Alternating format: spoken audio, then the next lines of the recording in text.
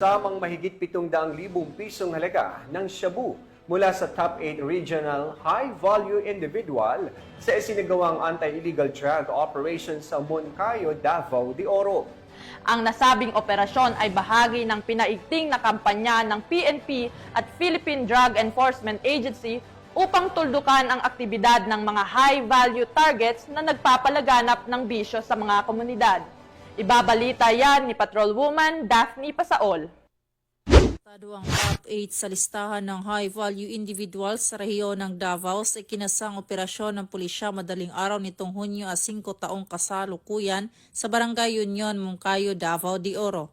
Pinangunahan ng Regional Police Drug Enforcement Unit 11 katuwang ang mga tauhan ng Moncayo Municipal Police Station kasama ang mga operatiba ng RIDPIT, PIU, PDEU at First Davao de Oro PMFC sa pakikipag-ugnayan ng Philippine Drug Enforcement Agency o PDEA.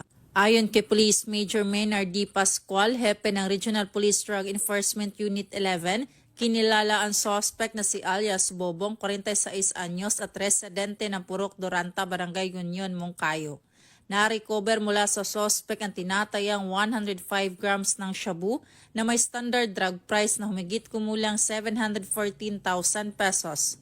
Ang pagkakakumpiska ng mahigit 700,000 pesos halaga ng ilegal na droga ay isang malaking tagumpay laban sa patuloy na kampanya ng pamahalaan kontra ilegal na droga at patunay ng mahigpit na pagpapatupad ng batas sa rehiyon.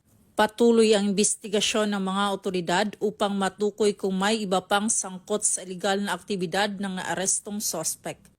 Mula dito sa Davao Oriental Police Provincial Office, ako ang inyong PNN Correspondent, Patrolwoman Daphne Pasaol. Alagad ng batas, taga-taguyod ng balitang pulis.